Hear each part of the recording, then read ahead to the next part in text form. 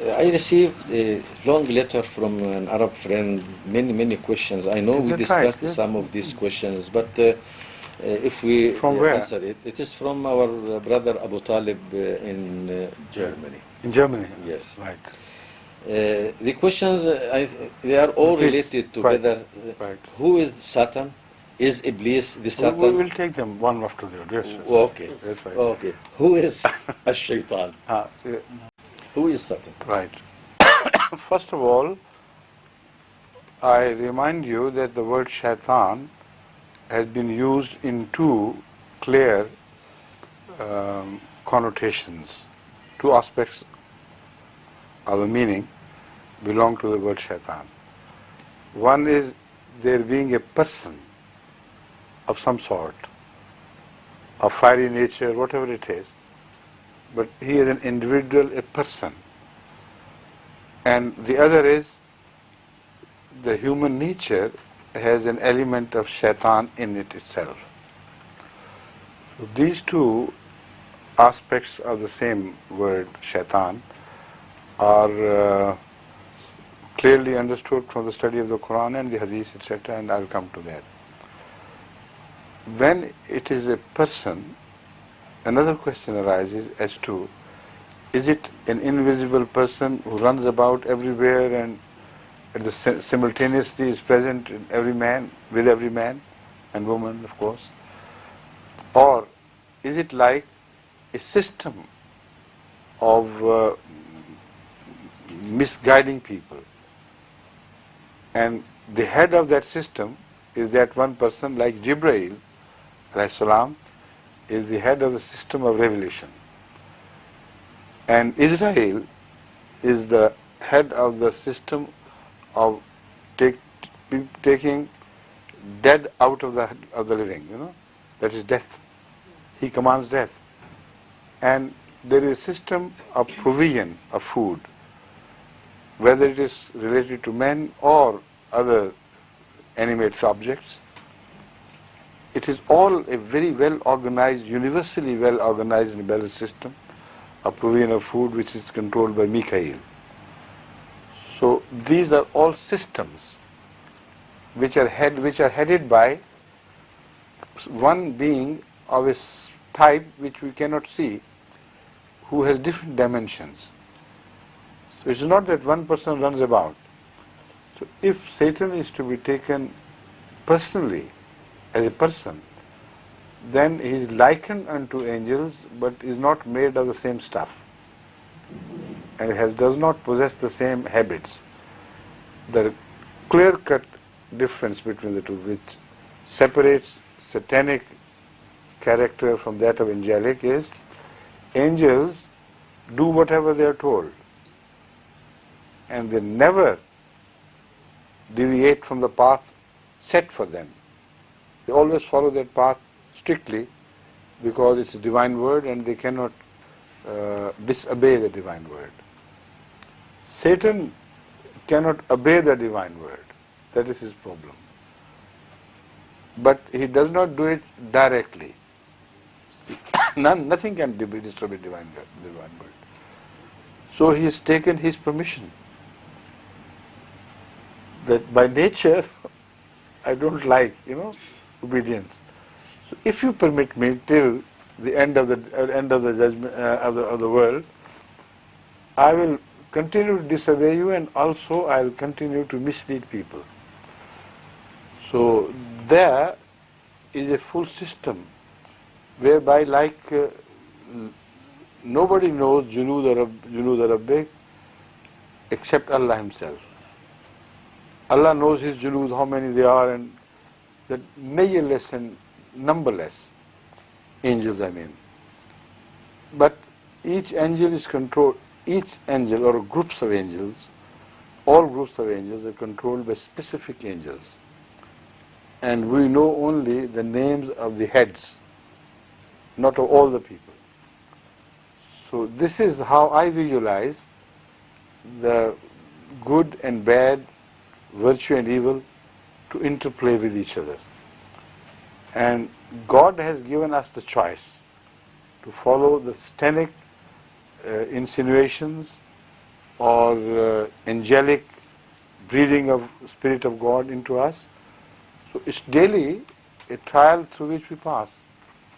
So that is one understanding of angel, of Satan. That means he must have a host of other similar beings who follow his orders, who run about and deliver certain messages of evil to people who are like-minded. The second is that angels are also embedded in our nature, so also Satans are embedded in our nature. Our nature has a dual character. It is inclined towards good, inclined towards bad as well. But basically, when we were given the first go in the life, we were all inclined to good. That is why kullu mauludin yuladu ala al-fitrate, or kullu mauludin yuladu ala al-Islam. Fitrat and Islam are the one and the same thing. But when they grow up, abawahu yuhawidanihi wa yunassiranihi, etc. So that is the meaning of a clean start. The start is clean, but then influences begin to work. And the worst in man sometimes gains the upper hand, and the best is suppressed. And sometimes the opposite happens. Those forces which are outside forces, they abet the phenomenon of evil forces, which abet the phenomenon of the worst in us to come up. They are the satanic forces. So there has to be a Satan within man, otherwise outside Satan would not work. It has no authority over us unless we were provided with the instrument of evil inclinations within us. That is why the Holy Quran, speaking on this subject, says, Alhamaha fujuraha wa taqwaha. Qad khaba man dassaha. Qad aflaha man zakkaha. Qad khaba man dassaha. We were provided by Allah, and we were told all that was created. It was told, this is your right path, right path is your wrong path. Fujuraha wa taqwaha. The places where you will tumble down, where you will, falter, you will go into the pits and pitfalls. That is fujuraha. Taqwaha, be wary, don't misstep, Watch your steps, watch your turns. Allah says we have all imprinted on nature we have created. Whether it's the nature of man or animals, these two things are imprinted. And deep within they know what is good for them and what is bad for them. وَقَدْ أَفْلَحَ مَنْ زَكَّاهَا. Whoever promotes the good in him and always supports the good habits to flourish, he goes on in improving in quality and progressing on a sort of path of evolution from where he never returns. Continues to go to higher goals, occupy a higher station with Allah. And those who suppress these good tendencies, they begin to lose height, lose distance, begin to sink. And that is what Satan is. And that is what Satan does to us. He tries to remove us in distance, spiritual distance from Allah. And that also is called curse. Lanat is the distance between God and his creation. So when willfully a person distances himself from Allah, then he is working under the influence of Satan, and he works on the Satan within us. Right? So that Satan within us is natural. It's not an evil thing in itself. It's just a propensity, a tendency, which is more than offset by the tendency of doing good. The good has been given an upper hand. So those who do bad things, they do it against their conscience. That is why even in the first man, when he begins to commit crime, the conscience had warned him. And it warned him in the first time by creating even an earthquake within him, sort of quake. What have you done? But later on, as he grows, as he continues to commit sins, the voice of conscience is subdued. That is the saha. It begins to sing until it is lost.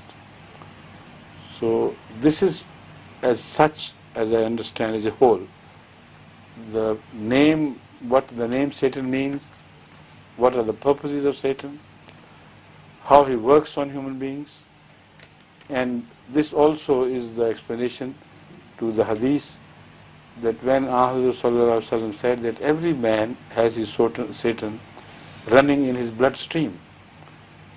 Somebody inquired, of course amazed, Ya Rasulullah, even you? He said, yes, but my Satan has become Muslim. That means the voice of evil was suppressed by Rasulullah, so powerful and strongly, so discouraged so much that it got killed. There is no more of Satan left in him. That is a total submission. But those who begin to listen to the voice of evil and continue to listen to it, their conscience is killed on the contrary. And there is only one thing running in the bloodstream, which is evil. Such a person becomes the personification of Satan. Such a person is referred to as Iblees. A human being who has offered himself for the Satan as a playground, as an arena for him to do whatever he pleases. The one who becomes an instrument in the hand of Satan. When he becomes a personified Satan, then he is Iblis. So that is how I understand. There may be some mistakes in my understanding, but I think generally this holds true. This holds good. I mean, my understanding, I think, is quite right. Just there is only one point which I couldn't follow. That is the person of Satan, but it will come in next question. I have already said that yes, there was a person. Yes, there was a person and yes, is a person. Yes. That person, I said, that person is like Jibreel. Yes. Jibreel on the right side, yes, and the Satan on the other side. Yes. And he also sends wahi on the people. Yes. You see? Yes. But he is not just a single person. He is the head of a department of evil. Yes. Yes.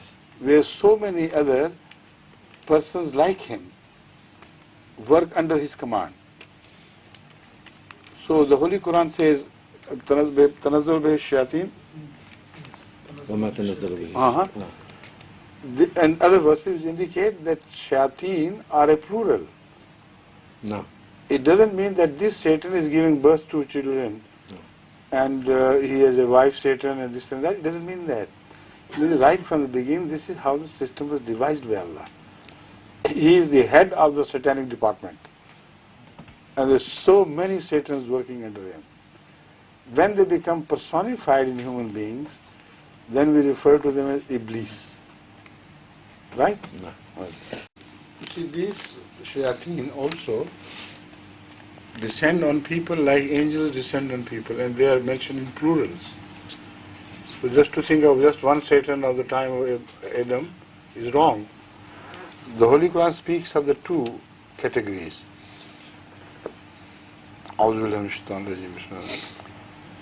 هل أنبئكم على من تنزل الشياطين تنزل على كل أفاك أثيم يلقون السمع وأكثرهم كاذبون. Now these verses indicate that the Satan cannot descend on anybody unless he has a platform available for him. You see, without a runway, even the planes cannot descend. So some people have runways ready-made in their hearts for the Satans. So Allah tells, shall I tell you who they are? What sort of runway they have in their hearts? kulli affakin athim. The one who is a habitual liar. Angels would not descend on him. Why should they? Because they stand so far apart.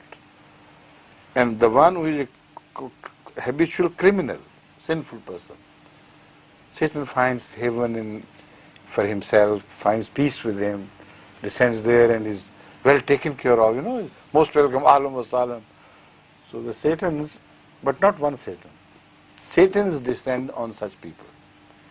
But as far as Hazrat Rasulullah sallam is concerned, he says, وَمَا تَنَزَّلَتْ بِهِ الشَّيَاطِينَ وَمَا يَنْبَغِي لَهُمْ وَمَا يَسْتَطِيعُونَ.